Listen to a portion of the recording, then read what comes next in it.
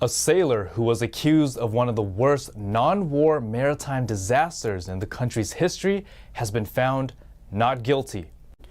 On Friday, a military judge acquitted sailor Ryan Sawyer Mays of arson that set the USS Bonhomme Richard ablaze. 21-year-old Mays broke into tears and hugged audience members after being delivered the not guilty verdict. Outside the courthouse, he described the last 2 years as the hardest of his life. The Navy now faces allegations of improper training and maintenance of the $1.2 billion warship. Advocates for victims of sexual abuse by Catholic priests released a list of more than 300 accused abusers. All of these abusers are associated with the Archdiocese of San Francisco. The Survivors Network of those abused by priests delivered its list of 312 names on Thursday, along with a letter to Archbishop Salvatore Cordileone. The letter urges him to release his own internal list of credibly accused priests. Having a list of predators is a very important feature for survivors who are still trying to understand what happened to them. He goes on to say that it's in the interest of public safety that lists ensure that accused priests who are still alive become known to families who attend church in the Archdiocese. The San Francisco Archdiocese is one of only 15 in the U.S. that has not publicly listed abusive priests, a number representing less than 10% of all dioceses. The Archdiocese says its policy is to report sexual abuse allegations to authorities, an independent review board, and parishes. The first public lists were published 2 decades ago. Dioceses often release such lists in response to external events such as a criminal investigation. The sexual abuse of children by the clergy and the subsequent cover-ups began to receive public attention during the late 1980s. By the 1990s, cases were being heavily covered in the media.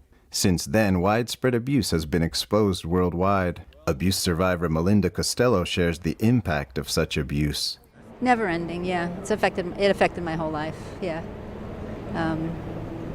Yeah, I mean, I don't have nightmares of it, but my childhood was ruined forever. Can't repeat that. The cases demonstrate global patterns of long-term abuse as well as the church's pattern of covering it up. Daniel Monahan, NTD News. A serial robber dubbed as the Blue Cloth Bandit was arrested in LA on September 24th. He was tied to over 60 armed robberies. According to the Los Angeles Police Department, a serial armed robber linked to over 60 robberies was arrested at his home in Quartz Hill on September 24th. Dubbed as the Blue Cloth Bandit, Charles Chukwuma Onwumeli, 29 years old, used a blue cloth to cover his handgun during the robberies. He targeted gas stations, 7-Eleven, and Walmart stores throughout the city and county of Los Angeles. Anyone with information about the case was urged to call LAPD Robbery Homicide Division Detective Esther Mayapi at 213-486-6840. Tipsters may also call Crime Stoppers at 800-222-TIPS. The Los Angeles District Attorney's Office filed 16 counts of robbery against Onwumeli for the crimes, and additional charges will be filed soon. Gold mining. It's what gave the state its name. While mining is far from what it used to be, gold fever isn't completely gone. In one gold rush town, a family of 3 generations is still teaching people how to pan for gold. They taught NTD's Eileen Ng how to strike it rich in the special in-depth report. Along Highway 49 in Jamestown, visitors pan for gold on Woods Creek. 3 generations of the Prebelik family have been running California gold panning since the late 1970s. The grandfather, Terry Prebelik, moved to California from Minnesota in 1979 when he was working for a newspaper for a printing press. I was taking my lunch break one day and I looked down on the creek and we were watching this old man sitting down in the creek panning. I'd never seen panning before. And all of a sudden he's waving us down. So we went down and took a look on the creek. He found a 3.5-ounce gold nugget, which is about the size of your palm of your hand right in here. And it was beautiful, and he had me. I was gone from there. Ran out the next weekend and bought pans and went gold mining. Terry learned the tricks of the trade from old-timer miners. His most memorable moment was when he found 127 ounces of gold. Oh, That filled the pan up about that thick with gold. And it was just beautiful. It's the biggest nugget I had in there was just under 3 ounces.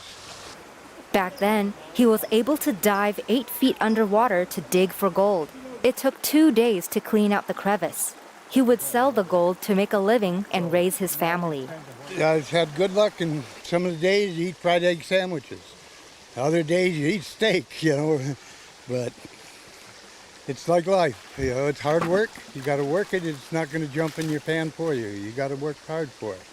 He passed on his knowledge to his son, Nick, who passed it on to his son, Nate. Well, it's great. I get to see my son and my father all the time. Everybody doesn't get to do that, you know, and this is the only exercise that Dad gets. He'd be sitting on the couch otherwise watching TV. And I'm lucky in the way that this is my office, you know. It's more meditative than anything for me. So. Now they teach people how to pan for gold.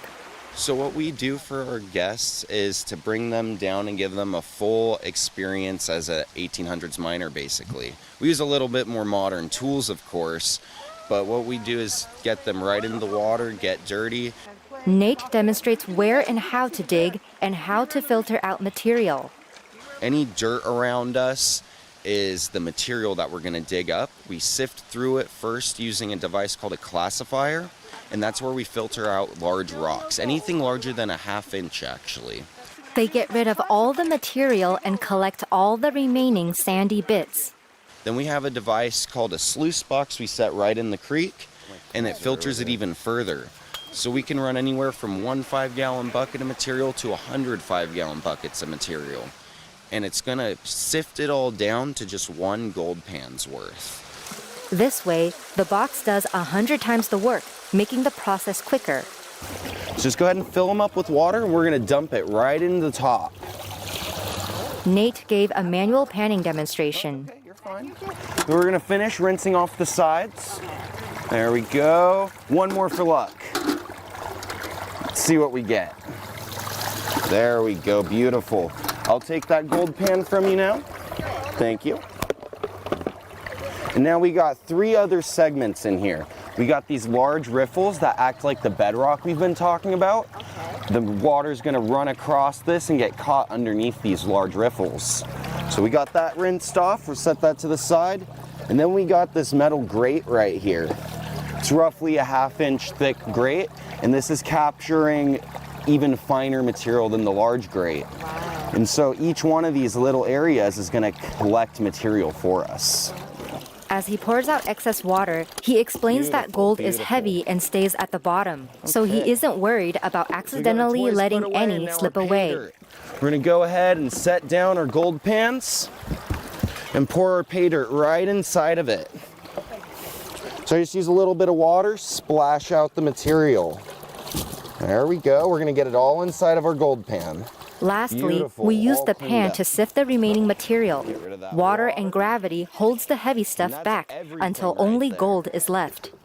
We're looking for bright yellow sunshine. There's that piece up there. Is that? Eureka, we're rich! Right at the As for very storing, top of it, we're gonna Nate see a scoops some little water bubble from the of river water. into a tiny jar. exactly what we're We looking used our fingers to Okay, pick bye. up the tiny We got it pieces stuck and to put our them in the finger. jar for display. So a lot of modern miners use what is called a snuffer bottle, just a little suction device to suck all this up. Oh. I don't really use all that fancy equipment, Yeah, just use so I it just use simple. my hand and the creek that I'm in. The world's largest piece of crystalline gold, clocking in at over 24 pounds, was found here. So there's a possibility to strike it incredibly rich. But for the most part, we find very small flakes of placer gold today. Placer gold is little chunks of gold floating in the water. The area is known for lode gold, where the gold is naturally formed to the quartz crystal. That's what the big ticket item is out here. Being able to find any gold attached to this quartz is what made this area so valuable back in the day. Between 1849 and early 1900s, they pulled an estimated 187 tons out of this area. Despite so many tons of gold being removed, Nate's grandfather estimates that miners have only removed about 15% of the gold in California. what we find out here is 22 to 23 karat pure gold. Now, you can get 24 karat gold only by chemically processing it. So out here, it's as natural, as pure as it can naturally be.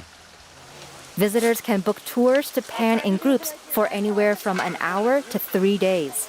They hope to keep the family business going for years to come. Eileen Ang, NTD News, Jamestown, California.